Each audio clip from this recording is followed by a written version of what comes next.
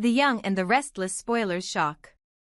The moment Nick shared his suspicions with the authorities, everything shifted from emotional turmoil to a desperate race against time, because once the police realized that Noah and Sienna had both vanished without a trace, the urgency of the situation escalated into something far more severe than a simple missing persons report.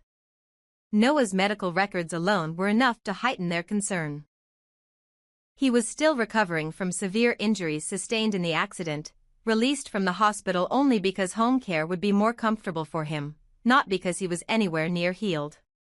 He needed ongoing treatment, pain management, and physical monitoring, and every hour without medical supervision sharpened the threat hanging over his life. Sienna, tangled in her own labyrinth of secrets, fears, and guilt, had disappeared alongside him, deepening the mystery and complicating the investigation. What had begun as a confrontation between her and Nick had now expanded into a full-scale crisis, and every second that passed felt like another piece of their lives slipping beyond reach. The police knew enough about Mitch Beckall and Matt Clark to treat Nick's intel seriously. His file was thick with deception, violence, manipulation, and a long history of psychological cruelty tied closely to Sharon. Even though they had no concrete evidence yet linking him to the disappearances, his presence in the narrative made him an immediate suspect, the kind of danger who didn't simply haunt the past but revived it with surgical precision whenever it suited his motives. However, suspicion was not enough.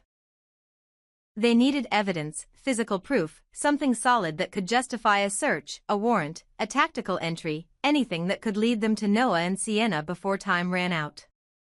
And time, more than ever, was their enemy. Investigators began combing through the outskirts of Genoa City, areas where Matt could have hidden something without drawing attention. Old maps, land records, abandoned structures, every possibility was considered.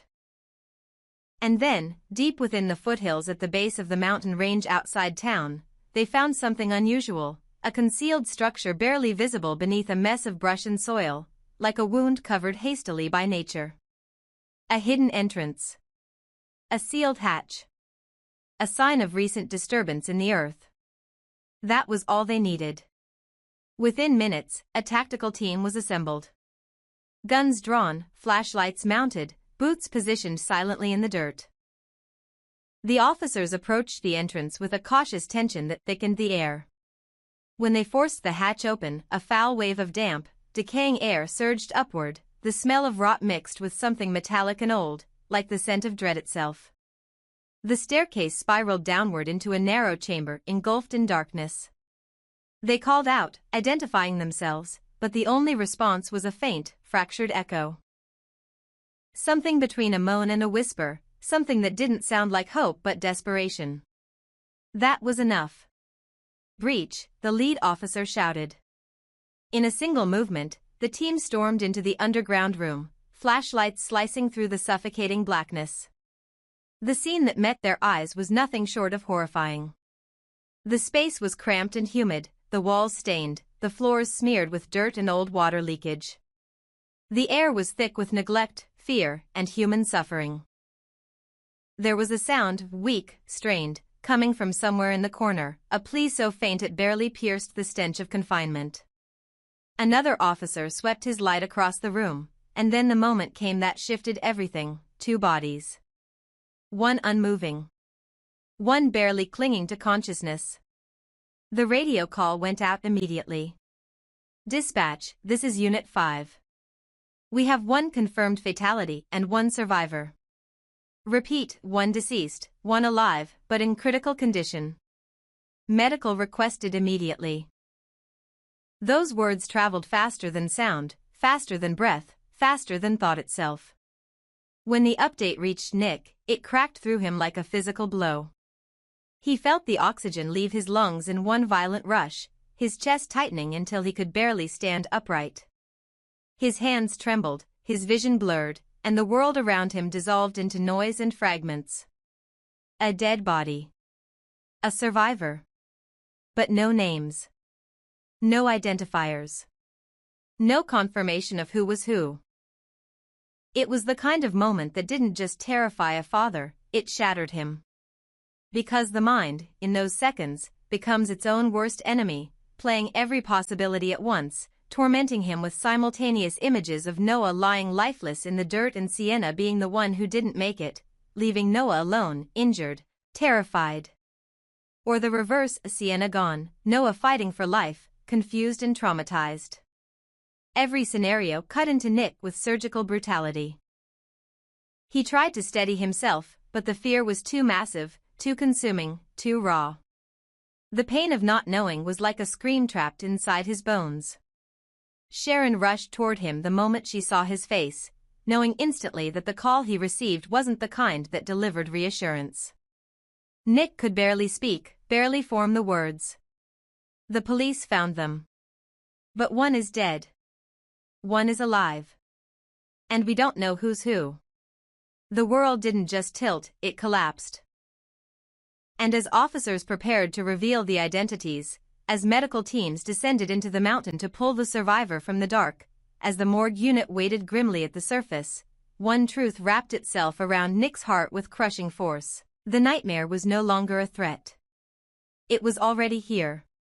And nothing would ever be the same. Nick didn't remember how he got from the hallway to the police command center. They told him later he had walked, but it felt as if he had been dragged by some invisible force, pulled forward not by strength but by desperation. Sharon stayed close, though her own terror was barely contained beneath the surface. She looked as if she were holding her breath through every passing second, her hands trembling slightly as she clutched her phone, waiting for an update that refused to come. Around them, officers moved swiftly, gathering equipment, filing reports, relaying information over radios filled with static and tension. But for Nick, the room felt muted, almost underwater, as if the world had shrunk into a narrow tunnel with only one truth waiting at the end: either his son had been rescued or his son was gone. The weight of that uncertainty pressed down on him with a suffocating heaviness that made it hard to stand still.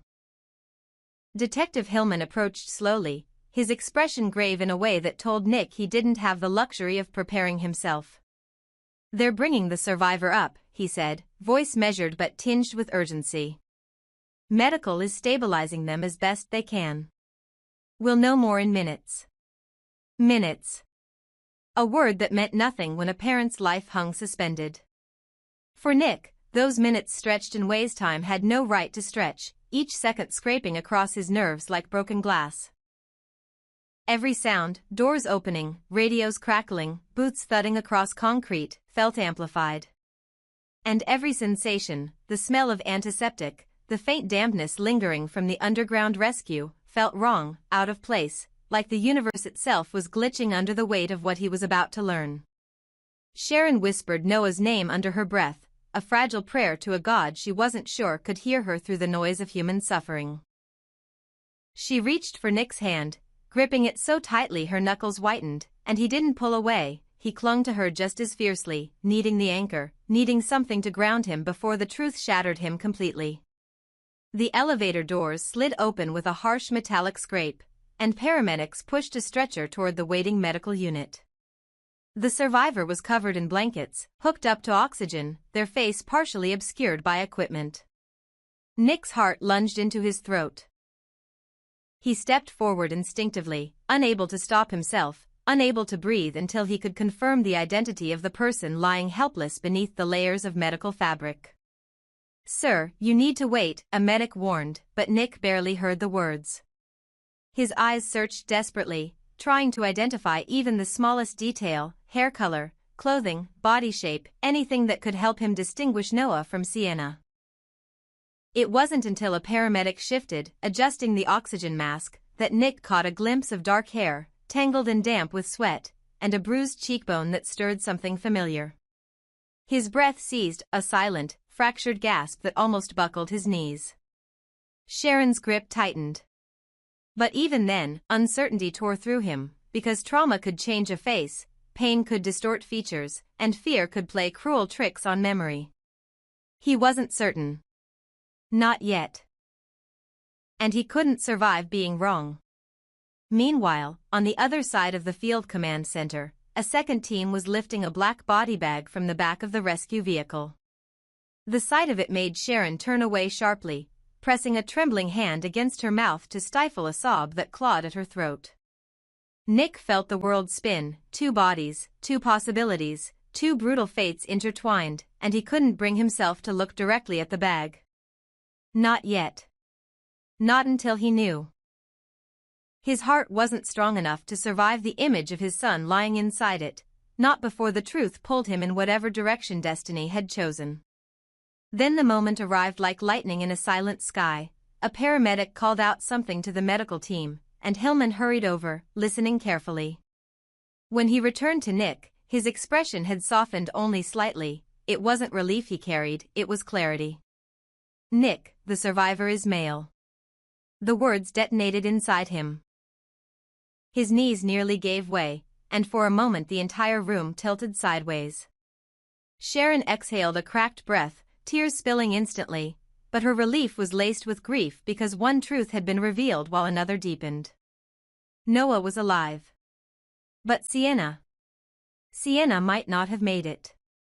The black bag suddenly stood out in the corner of Nick's vision like a shadow dragging its way across the floor. For a moment, Nick felt 2 conflicting emotions collide in his chest. Relief violent enough to make him dizzy, and sorrow deep enough to hollow out his chest. He had no time to process either. He rushed toward the paramedics tending to Noah, calling his name as he reached for him. Though Noah was barely conscious, his eyelids fluttered, and a faint, broken sound escaped him, a sound that confirmed his identity more clearly than any medical report ever could. Nick placed a trembling hand against his son's shoulder, whispering reassurance he wasn't sure Noah could hear. But he needed to say the words. He needed to anchor himself to the living, not the dead. Yet even in the relief, the horror lingered. Noah was alive, but he had been found injured, trapped, left in a dungeon-like pit beneath a mountain. And someone who likely intended to silence him, had died beside him. The implications clawed at Nick's mind.